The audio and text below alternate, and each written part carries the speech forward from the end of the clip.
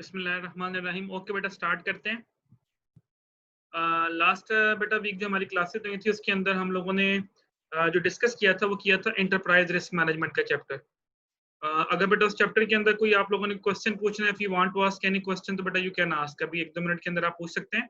उसके बाद हम स्टार्ट करेंगे द नेक्स्ट चैप्टर। जी, एंटरप्राइज रिस्क मैनेजमेंट पढ़ लिया था ना प्लान? यस सर, वो हमने पढ़ लिया, वो कंप्लीट हो गया हमारा चैप्टर। हो गया था कंप्लीट। तो जी उसमें कोई क्वेश्चन बेटा किसी ने अगर पूछना हो, एनीवन फ्रॉम द क्लास, कोई पॉइंट अगर क्लियर ना हो तो बेटा पूछ लें अभी। याद रखिएगा बेटा, मैं बार बार एक चीज कह रहा हूँ कि जो भी चैप्टर हमारा खत्म होगा उसके एंड के ऊपर कुछ क्वेश्चंस गिवन होते हैं एक्सरसाइज के अंदर। आप लोगों ने वो क्वेश्चंस लाजमी करने हैं। थ्योरी प्लस न्यूमेरिकल, अगर न्यूमेरिकल करवाएं तो न्यूमेरिकल करेंगे, अगर थ्योरी करवाए तो सिर्फ थ्योरी करेंगे आप उस चैप्टर में से। Yes sir. ओके, चलिए फिर स्टार्ट करते हैं। आज एक छोटा सा थ्योरी का टॉपिक और है, उसके बाद फिर मैंने स्टार्ट करना न्यूमेरिकल चैप्टर जो मैंने बोला था, which is very important one. तो पहले हम थ्योरी को डिस्कस करेंगे, उसके बाद फिर उस चैप्टर की तरफ जाएंगे। Risk management mistakes to avoid बेटा, चैप्टर नंबर 28 है आपकी बुक के अंदर। जब हम रिस्क को मैनेज करते हैं तो बेटा कुछ कॉमन मिस्टेक्स होती हैं जो हम अक्सर कर जाते हैं। इस चैप्टर के अंदर हम ये डिस्कस करेंगे कि वो कॉमन मिस्टेक्स कौन सी हैं जो हमें, जिनसे हमें अवॉइड करना चाहिए। जिस तरह अगर आपको याद हो तो पिछले चैप्टर के अंदर मैंने आपको कॉग्निटिव बायसनेस पढ़ाया था, जिसके अंदर हमने मुख्तलिफ हेडिंग्स पढ़ी थी कि अवेलेबिलिटी नहीं होनी चाहिए, मतलब उसमें आपने लेटेस्ट इन्फॉर्मेशन को ज्यादा वेटेज नहीं देनी, ओल्ड इन्फॉर्मेशन को भी देनी है, सिर्फ ओल्ड को नहीं देनी, लेटेस्ट को भी देनी है, यानी बैलेंस रखना बड़ा जरूरी होता है। इसी तरह इस चैप्टर के अंदर हम ये डिस्कस करेंगे कि कौन कौन सी ऐसी कॉमन मिस्टेक्स हैं जो हम अक्सर कर जाते हैं, और उन कॉमन मिस्टेक्स की वजह से फिर हमारा जो रिस्क मैनेजमेंट का जो प्रोसेस है वो इफेक्ट होता है। तो इसको हम वन बाय वन डिस्कस करेंगे। सबसे पहले हम डिस्कस करेंगे, ये आपके सामने बेटा वंस अगेन कुछ एग्जांपल्स गिवन है जो कि हिस्ट्री के अंदर बहुत बड़े बड़े नुकसान हुए थे। ये आपके सामने एग्जांपल है, ये आपकी बुक के अंदर भी गिवन है, आप इनको पढ़ सकते हैं। 700 मिलियन का अलाइड आयरिश बैंक को लॉस हुआ था। अब इन कंपनीज ने, इन बैंकों ने कुछ ना कुछ ऐसी मिस्टेक्स की थी जिसकी वजह से उनको इतने बड़े बड़े जो है वो लॉसेस फेस करने पड़े। अब वो कौन कौन सी कॉमन मिस्टेक्स थी जिन लोगों ने की, उसी को हम डिस्कस करेंगे अभी। ओके, सबसे पहले बेटा हम डिस्कस करेंगे रिस्क लिमिट्स। अगर आपको याद हो तो लास्ट लेक्चर के अंदर भी मैंने आप लोगों को रिस्क एपेटाइट के बारे में पढ़ाया था, जिसके अंदर हमने डिस्कस किया था कि आपने अपनी बाउंड्रीज को सेट करना है। तो यहाँ भी बेटा सबसे पहला काम जो आपने करना है वो ये करना है कि आपने अपनी रिस्क लिमिट्स को सेट करना है। Risk must be quantified and risk limits should be set. यानी क्वांटिफाई होना चाहिए risk, mean that for example आप मैक्सिमम कितना रिस्क ले सकते हैं, 2 मिलियन, 3 मिलियन, 4 मिलियन, 5 मिलियन। वो जो फिगर है दैट शुड बी क्वांटिफाइड। अंदाजे से नहीं चलना कि यार चलो हम ये प्रोजेक्ट शुरू कर लेते हैं, देखी जाएगी क्या होगा। अगर आप ऐसे करेंगे तो आप फिर बहुत बड़ी मिस्टेक कर रहे हैं। इट शुड बी क्वांटिफाइड कि मैक्सिमम हमें इतना लॉस हो सकता है, अगर हम ये काम करेंगे तो हमें इतना लॉस हो सकता है। हर चीज को आपने क्वांटिफाई करने के बाद then you have to start the project, then you have to invest in anything जिसमें भी आप पैसा लगाना चाह रहे हैं। इट शुड बी क्वांटिफाई, और उसकी लिमिट सेट करें कि मैंने इन बाउंड्रीज से बाहर नहीं जाना। फॉर एग्जांपल मैं कहता हूँ जी मेरे पास 2 मिलियन हैं, तो आपने अपनी बाउंड्री सेट कर लेनी है कि मैंने 2 मिलियन के अंदर रहते रहते अपना जो सारा काम है वो कंप्लीट करना है। Okay, exceeding risk limit not acceptable even when profit results. आपने अपनी लिमिट जो आपने सेट की, आपने उस बाउंड्री से बाहर नहीं जाना, चाहे आपको जितना मर्जी नफा नजर आ रहा हो। एग्जाम्पल मैं बार बार देता हूँ बेटा, वो जो मोटरसाइकिल वाली मैंने स्कीम की भी एग्जाम्पल दी थी लास्ट टाइम, कि आपने अपनी एक लिमिट सेट कर ली कि मैंने 2 मिलियन से बाहर नहीं जाना, लेकिन आपने कहा यार ये प्रोजेक्ट बड़ा प्रॉफिटेबल है, 4 मिलियन लगा देते हैं और प्रॉफिट आ जाएगा, यानी लालच नहीं करना। तो रिस्क मैनेजमेंट ये कहता है कि आपने अगर कोई क्वांटिफाई कर लिया रिस्क को, उसके बाद आपने डिसीजन ले लिया, उसके बाद आपने बाउंड्री सेट कर ली, फिर उन बाउंड्री से बाहर मत जाएं, चाहे आपको जितना मर्जी ही प्रॉफिट क्यों ना नजर आ रहा हो। क्योंकि बाद दफा हम प्रॉफिट के लालच में ज्यादा इन्वेस्टमेंट की तरफ चले जाते हैं और उल्टा आपको फायदा होने की बजाय वो नुकसान देना शुरू कर देता है। तो इस चीज से भी आपने बचना है। Do not assume that you can outguess the market. Overconfidence बेटा इसको बोलते हैं, कि कभी भी ओवर कॉन्फिडेंट नहीं होना कि सब कुछ मुझे ही पता है, कि मार्केट में जो हो रहा है वो पता नहीं क्या है, लेकिन जो मैंने एनालिसिस किया वो 100% ठीक है, ऐसे नहीं होना। ओवर कॉन्फिडेंट जो है बेटा वो हमेशा बंदे को ले डूबता है। तो कोशिश ये करनी है कि आपने मार्केट सिचुएशंस को मद्देनजर रखते हुए डिसीजन लेने हैं, ना कि अपने आप के ऊपर ज्यादा बिलीव करना है। करें अपने पे बिलीव, लेकिन हमेशा सिर्फ अपने पे ना बिलीव करे कि जो मैंने कह दिया वो 100% ठीक है, बाकी सारे गलत है। नो, मार्केट को कभी भी आउटगेस नहीं करना आपने, मार्केट को हमेशा साथ लेके चलना है कि जो मार्केट आपको इस टाइम, फॉर एग्जांपल जिस तरह आजकल कोरोना वायरस आया हुआ है, तो आपने मार्केट सिचुएशंस के मुताबिक अपने प्लान को आपको चेंज करना पड़ेगा। जो प्लान आज से आपने 3 महीने पहले बनाया था, अब आपको मजीद चेंज करना पड़ेगा। अब देख लें, आपके सामने यूनिवर्सिटीज हैं, वो हर महीने जब कोई अनाउंसमेंट आती है तो उनको प्लान चेंज करना पड़ जाता है। पहले क्लासेस आपकी मतलब जो हमारा रेगुलर सेमेस्टर थे, उनकी क्लासेस 15 जुलाई तक होनी थी, अब वो 30 अगस्त तक कर दी गई। अब नई नई प्लानिंग आ गई। इट मीन दैट कि you have to focus on the market. आपको मार्केट सिचुएशंस को भी देख के चलना चाहिए। बी डाइवर्सिफाइड, ये बेटा मैं हमेशा ही कहता हूँ कि हमेशा आपने किसी एक ही जगह पे पैसा नहीं लगाना, बल्कि आपने जो पैसा है वो मुख्तलिफ जगहों पे लगाना है। Do not put all the eggs in a single basket, you have to be diversified. अगर आप डाइवर्सिफिकेशन की तरफ नहीं जाएंगे तो you will take a huge risk. तो बेटा आप बहुत ज्यादा रिस्क ले रहे हैं। So that's why you have to be diversifiable. Okay, आगे नीचे कुछ टेक्निक्स लिखी हुई है, scenario analysis and stress testing is important. मैं खैर इसकी तरफ नहीं आपको लेके जाता। तो आप लोगों को मार्केट में जब आपने एनालिसिस करना है तो आप इन मेथोडोलॉजीज को भी यूज कर सकते हैं। जी, इस स्लाइड में कोई प्रॉब्लम बेटा? If you want to ask any question risk limits के बारे में, it's just a theoretical topic, just मैंने आपको थोड़ा सा अंडरस्टैंड करवाना है। जी रमशा बेटा, any no sir. Question? No sir. Kinza, no sir. Anika,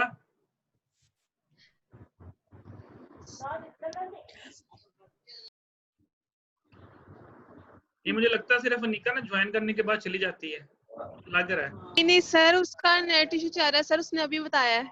तो ये फिर कनेक्टेड कैसे है? सर पता नहीं, कहते कभी रुक रहा है कभी चली जा रहा है बार बार। ये इसके साथ हर हफ्ते ये प्रॉब्लम होती है। चलें खैर, okay. Managing the trading room बेटा, ओके। इसमें बेटा अब बेसिकली जो हम डिस्कस कर रहे हैं वो यही डिस्कस कर रहे हैं कि आपने जो है कौन सी ऐसी मिस्टेक्स हैं जो आपने जिनसे आपने अवॉइड करना है। Do not give too much independence to the star traders. देखिए बेटा, बाज़ दफा ये होता है कि हम पैसा दे देते हैं लगाने के लिए, इन्वेस्ट करने के लिए किसी ब्रोकर को या किसी ट्रेडर को दे देते हैं, वो हमारे बिहाफ के ऊपर पैसा लगाता है। तो यहाँ पे ये कहा जा रहा है कि आपने उसको बहुत ज्यादा इंडिपेंडेंस नहीं देनी। फॉर एग्जांपल, मैंने एक ब्रोकर हायर किया मार्केट से और मैंने उसको 10 लाख रुपए दे दिया, मैंने कहा यार जाओ इसको इन्वेस्ट करो सिक्योरिटीज के अंदर।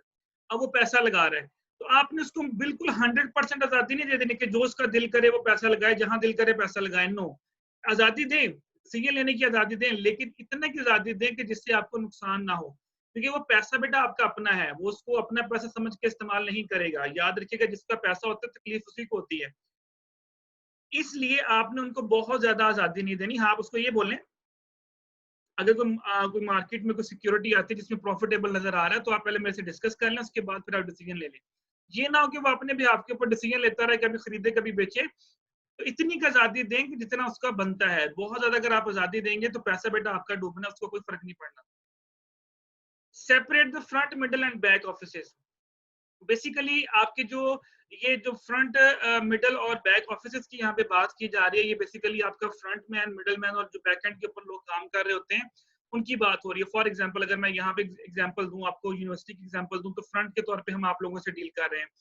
मिडल के अंदर आपकी अपर मैनेजमेंट आ जाएगी और उसके बैक एंड के ऊपर जो आपका फाइनेंस डिपार्टमेंट है, आपका जो ट्रेजरी डिपार्टमेंट है, वो आपको बैकअप यानी हमें बैकअप प्रोवाइड कर रहा है यूनिवर्सिटी। अगर आप तीनों डिपार्टमेंट की बात करें, अब वो कहते हैं जी फ्रंट वाले जो काम कर रहे हैं उनको आजादी होनी चाहिए, वो अपनी मर्जी से काम करें। जो मिडल वाले हैं उनको अपनी मर्जी से काम करना चाहिए और ट्रेजर वालों को अपनी मर्जी से काम करना चाहिए। ये नहीं कि आप उठ के जाकर ट्रेजर के मामलात में दखल देना शुरू कर दें, ट्रेजर वाले जो है वो जो अपर मैनेजमेंट है उनके मामलात में दखल देना शुरू कर दें। नो, यानी हर बंदे को सेपरेट सेपरेट अपना अपना काम करना चाहिए, किसी को किसी दूसरे के काम में टांग नहीं हटानी चाहिए। इससे क्या होगा, अगर हर बंदा अपना अपना काम करेगा तो डेफिनेटली जो है वो डिपार्टमेंट भी तरक्की करेगा, कंपनी भी तरक्की करेगी। और अगर हम इसको कंट्री के ऊपर एग्जांपल दे लें, देख लें जिस तरह आजकल होता है कि हम हर अपना काम छोड़ के हर दूसरे डिपार्टमेंट के अंदर टांग घुसा रहे हैं, चाहे वो मिनिस्टर है, चाहे वो कोई भी बंदा बैठा हुआ है। इसीलिए वो कहा जाता है ना कि आप अपने अपने मिनिस्ट्री को कहते हैं जी आप अपनी अपनी मिनिस्ट्री संभालें, आप हमारी मिनिस्ट्री चलाने दें।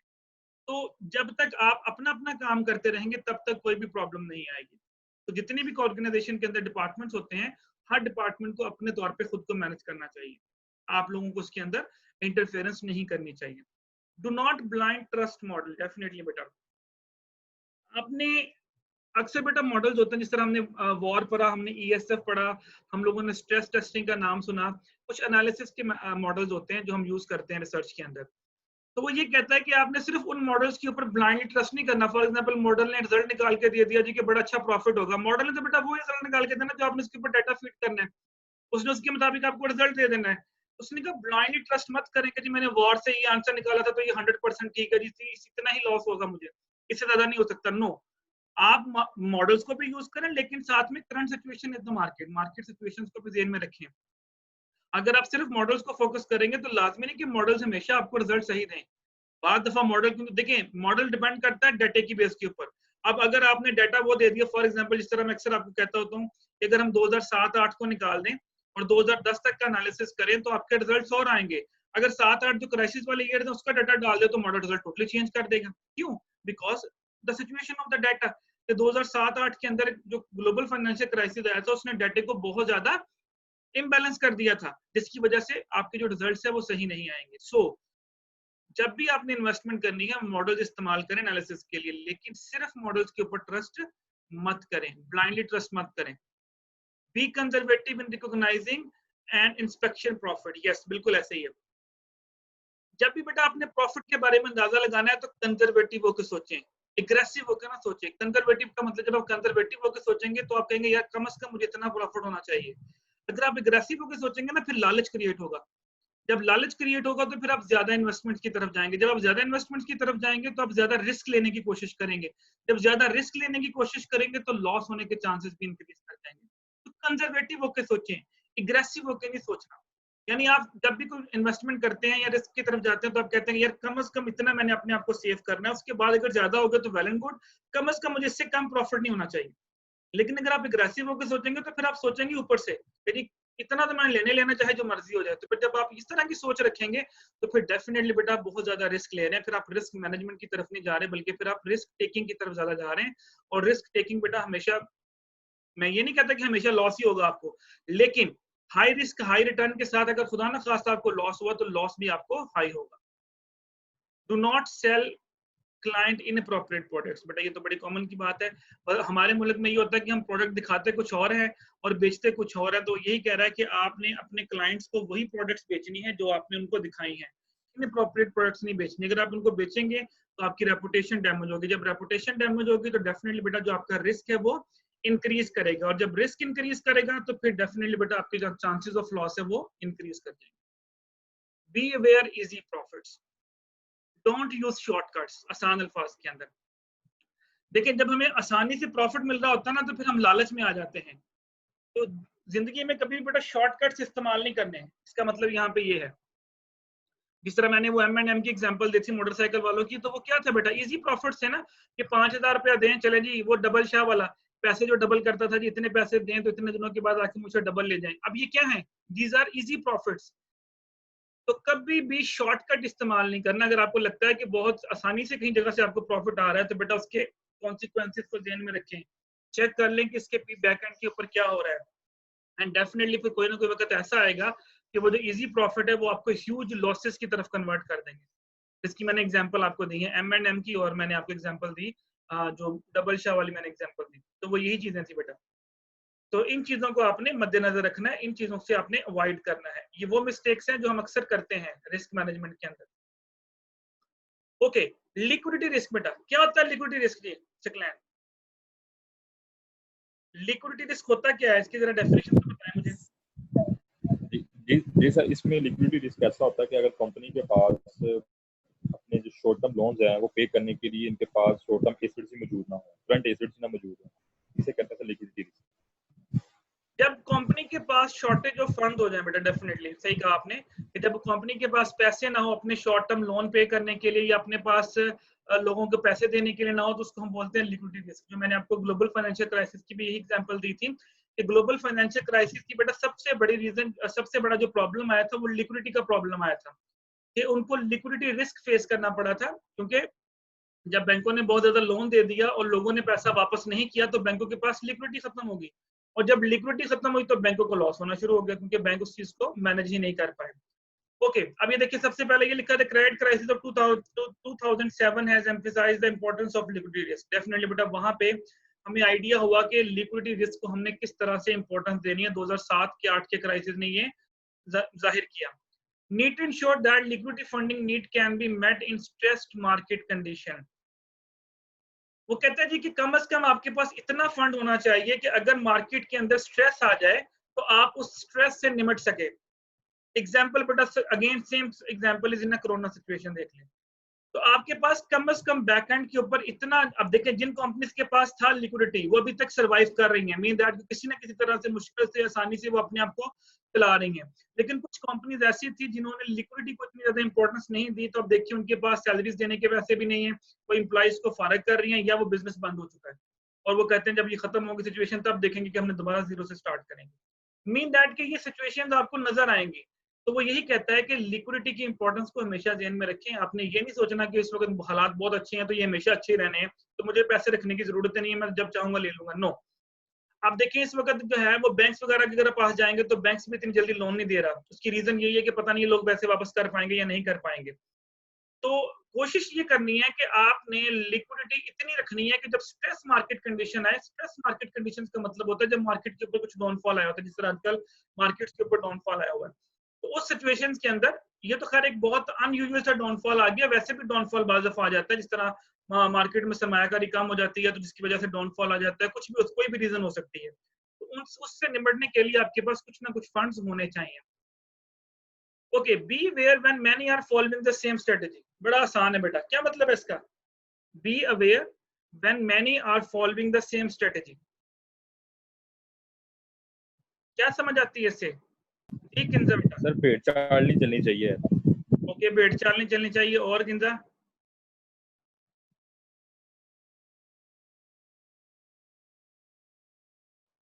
जी बेटा, be aware when many are following the same strategy.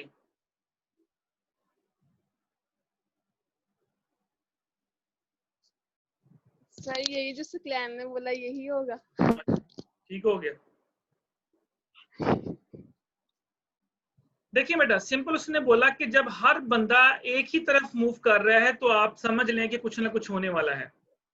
देखिए हमारे मुल्क का ये अलमिया है कि जब हम कोई एक बंदे को प्रॉफिट होता है तो दूसरा कहता है यार प्रॉपर्टी, जिस तरह प्रॉपर्टी की बात ले ले, मुशर्रफ दौर के अंदर प्रॉपर्टी पे रूज आया तो हर बंदे ने, छोटा बड़ा, जिसके पास थोड़ा सा भी पैसा था उसने प्रॉपर्टी में पैसा लगाना शुरू कर दिया।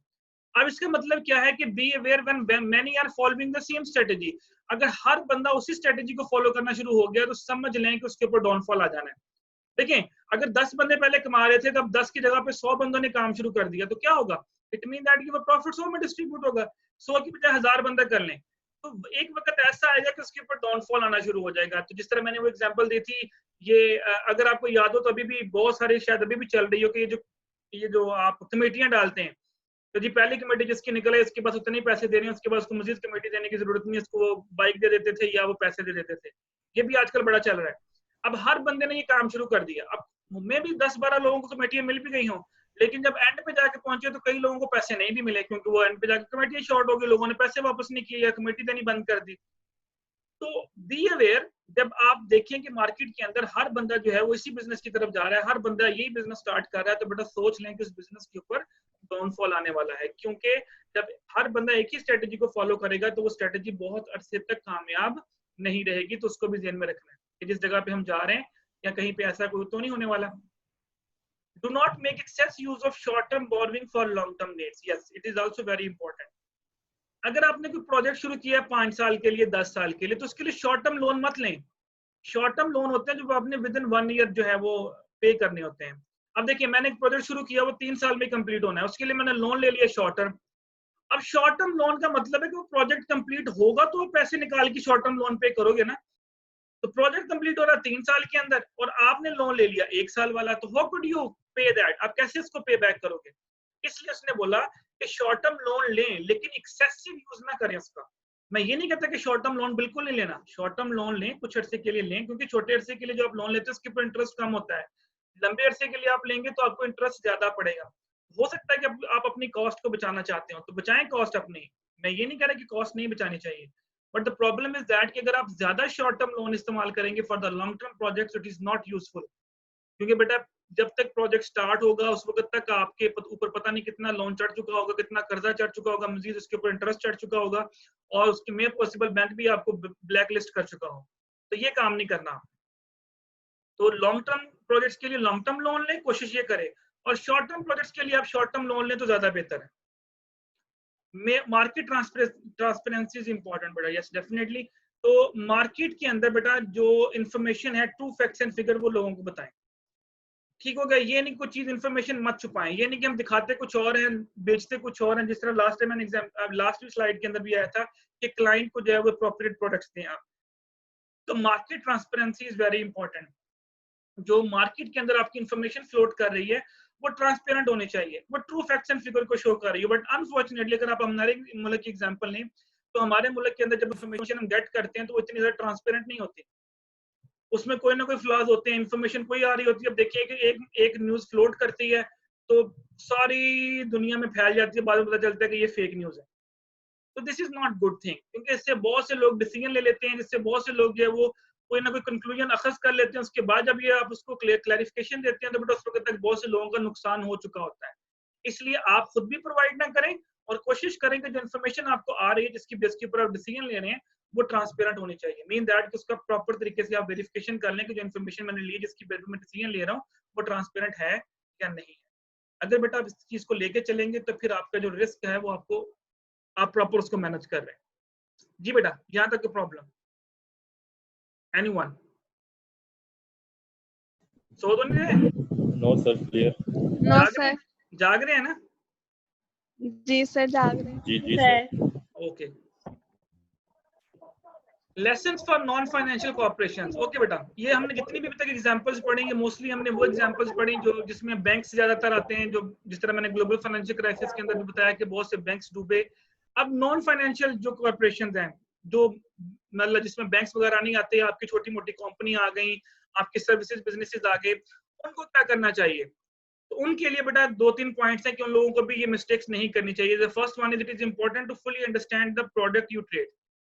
जो प्रोडक्ट बेटा आप बेच रहे हैं, जिस तरह बेटा फॉर एग्जांपल आप मिडिल मैन के तौर पे भी प्रोडक्ट्स बेचते हैं कि आपने कुछ चीज उठाई मार्केट से और आगे फर्दर जो है सेकंड पार्टी को सेल कर दी। ये बहुत बड़ा कॉमन सा बिजनेस है जिसे मिडिल मैन का भी, जिसे हम ट्रेडर का बिजनेस कहते हैं। जो प्रोडक्ट बेटा आप बेच रहे हैं, आप उसके बारे में आपको कंप्लीट इन्फॉर्मेशन होनी चाहिए। क्यों? क्योंकि जब आपने आगे फर्दर इसको सेल करना है कस्टमर को, तो जब आप उसको इन्फॉर्मेशन दे तो वो भी information true facts and figures के ऊपर हो। ये ना हो कि हम बता कुछ और रहे हैं, जब प्रोडक्ट उसके पास पहुंचेगी तो प्रोडक्ट उसके बिल्कुल ऑपोजिट होगी। जब उसकी बिल्कुल ऑपोजिट प्रोडक्ट होगी तो बेटा डेफिनेटली फिर जो है वो आपकी रेपुटेशन जो है वो मैटर करेगी, और जब रेपुटेशन बेटा आपकी डैमेज होगी तो डेफिनेटली फिर क्या होगा? उल्टा आपको फायदा होने की बजाय आपको नुकसान होगा। Be aware of hedgers become speculators. Yes, it is also very important. पहले मुझे बताएं हेजिंग क्या होती है और स्पेकुलेटर्स क्या होते हैं। ये पढ़ाया था मैंने लास्ट सेमेस्टर के अंदर भी। क्या होते हैं हेजर्स? सर हेजिंग होती है कि हेजिंग सर ये होती है कि हम अपने जो एसेट्स हैं उनकी वैल्यू को डी वैल्यू होने से हम जो बचाते हैं तो उसे हम हेजिंग कहते हैं। आपने कुछ हेजिंग टेक्निक्स पढ़ी होंगी, याद करें। सर फोरकास्टिंग वाले में पढ़ी थी शायद। नहीं, और भी बेटा हेजिंग टेक्निक्स याद करें। फॉरवर्ड कॉन्ट्रैक्ट्स, फ्यूचर कॉन्ट्रैक्ट्स, याद है कुछ ऑप्शंस मैंने पढ़ाए थे? वो उनका मकसद क्या था?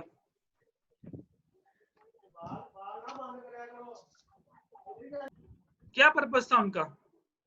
Forward contract, future contracts. Sir forward बोले कॉन्ट्रैक्ट हम इसलिए करते थे कि जी सर, और हम ये कॉन्ट्रैक्ट इसलिए करते थे कि अगर आज डॉलर की जो प्राइस है वो 165 है और हमने जो पेमेंट करनी है वो हमने आज से 3 मंथ्स के बाद करनी है, तो फॉरवर्ड कॉन्ट्रैक्ट हमें ये हेल्प करता था कि आज जो रेट है हम वही रेट पे करेंगे। हो सकता है अगर नेक्स्ट 3 मंथ्स के बाद ये रेट हाई हो जाए तो हमें ये एक बेनिफिट है कि हम सिंपल आसान अल्फाज के अंदर बेटा, आसान, बिल्कुल सही बोल रहे हैं, आसान अल्फाज के अंदर आप अपने रिस्क को मैनेज कर रहे थे। यही कर रहे थे ना कि यार आज पता नहीं डॉलर, जिस तरह आजकल डॉलर बड़ा ऊपर नीचे हो रहा है, तो कभी डॉलर 160 था, 170 पे चला गया। अब जिन बंदों ने पेमेंट्स करनी है उनकी पेमेंट्स बढ़ सकती हैं, कम हो सकती हैं जब डॉलर ऊपर नीचे होता है। तो आपने क्या किया? आपने हेजिंग कर ली। आपने हेजिंग क्या कर ली कि आपने रेट आज तय कर लिया। आपने कहा यार फ्यूचर के अंदर फलां डेट को मैं आपसे इतने पैसों के ऊपर आके डॉलर्स खरीदूंगा, मार्केट में चाहे रेट कम हो चाहे ज्यादा हो।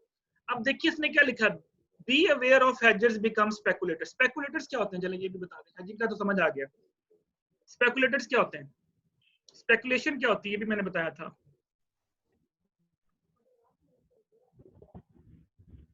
सडन जो इंक्रीज आता है। स्पेकुलेटर्स बेटा बोलते हैं, इन्वेस्टर को ही बोलते हैं, ये वो इन्वेस्टर क्लीन कुछ बोलना चाह रहे हैं। स्पेकुलेटर्स बेटा वो लोग होते हैं जो शॉर्ट टेम्पर इन्वेस्टर्स होते हैं। अगर आपको याद हो तो मैंने बोला था आपके दो तरह के इन्वेस्टर्स होते हैं, एक शॉर्ट टेम्पर इन्वेस्टर्स होते हैं और वो इन्वेस्टर्स होते हैं जो कहते हैं जी कि अभी चीज खरीदी कल बेच दी, अभी खरीदी फिर बेच दी, खरीदी बेच दी, यानी वो थोड़े से मार्जिन से प्रॉफिट के ऊपर भी आपके साथ चीजें वो ले लेते हैं। तो मैंने आपको इन्वेस्टमेंट्स के अंदर पढ़ाया था स्पेकुलेशन के, स्पेकुलेशन और इन्वेस्टमेंट में क्या फर्क है, अगर आपको याद हो थोड़ा सा। तो मैंने जब पोर्टफोलियो इन्वेस्टमेंट एंड पोर्टफोलियो का सब्जेक्ट पढ़ाया था तो उसमें मैंने आप लोगों को बताया था कि जो इन्वेस्टर्स होते हैं वो थोड़ा सा पैसे को होल्ड करके, यानी इन्वेस्टमेंट होल्ड करके देखते हैं देर बाद, लेकिन जो स्पेकुलेटर्स होते हैं वो बड़े शॉर्ट टेम्पर होते हैं। वो कहते हैं कि यार ठीक है, आज मैंने 10 रुपए की चीज खरीदी, शाम तक वो 10.5 की उसने बेच के नहीं खरीद ली। सेम अब जरा इस चीज को गौर करें, be aware of hedgers become speculators. अब कहते हैं जी कि आपने कोशिश करनी कि अगर आप हेजर्स हैं तो आप स्पेकुलेटर्स मत बने, क्योंकि हेजर्स जो होते हैं वो रिस्क से बचने की कोशिश करते हैं, जबकि स्पेकुलेटर जो होता है वो रिस्क टेकर होता है, उसका मोटिव ही रिस्क लेना है। वो हर नई से नई चीज को जो है वो ट्राई करेगा, कोई नई मार्केट में सिक्योरिटी आई, हम लोग डरेंगे लेने से, लेकिन वो कहेगा चलो यार लेके देखते हैं क्या होता है।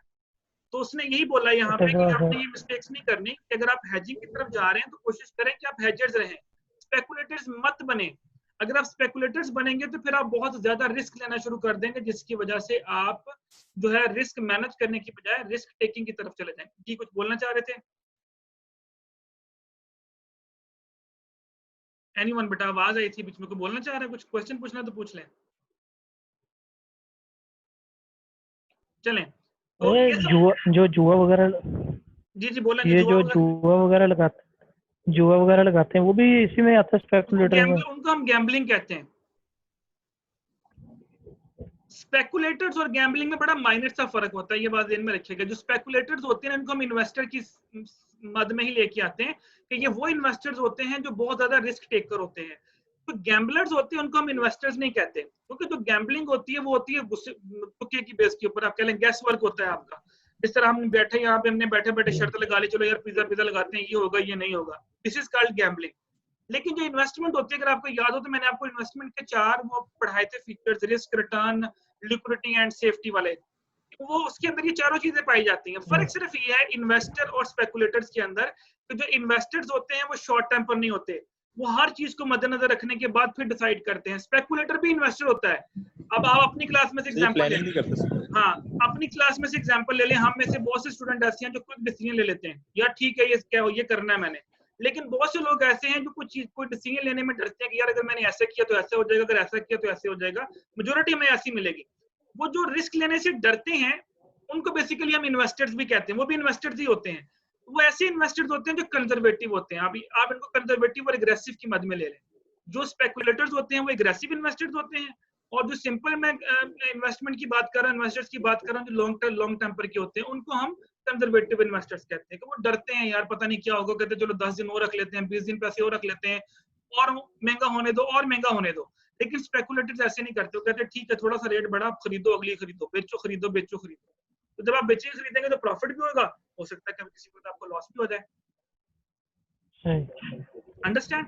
ओके बेटा, it can be dangerous to make the trade department as a profit centre. ये मैंने थोड़ी देर पहले भी आपको बताया था लास्ट स्लाइड के अंदर भी, कि जो आपका ट्रेड डिपार्टमेंट होता है उसका काम सिर्फ और सिर्फ आपको फैसिलिटेट करना होता है, उसको प्रॉफिट सेंटर मत बनाएं। यानी आप उसको ये इख्तियार मत दें कि उसका जहां दिल करे वो पैसा इन्वेस्ट करना शुरू कर दें, नो।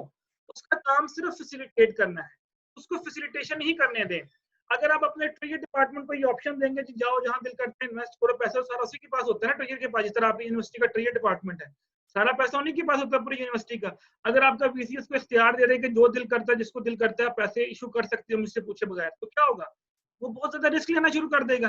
तो मैं पॉसिबल कुछ ऐसी पेमेंट्स भी करते जो नहीं करने वाली थी। तो ट्रेड डिपार्टमेंट को प्रॉफिट सेंटर नहीं बनाना। ट्रेड डिपार्टमेंट सिर्फ आपके लिए एक पुल का रोल प्ले करेगा, और उसको पुल का रोल ही प्ले करने दें, उसको प्रॉफिट सेंटर की तरफ मत लेके दें। चलिए बेटा ये वीडियो एंड हो रही है, आप मुझे दोबारा ज्वाइन करें, फिर दोबारा यहीं से स्टार्ट करते हैं, ठीक है?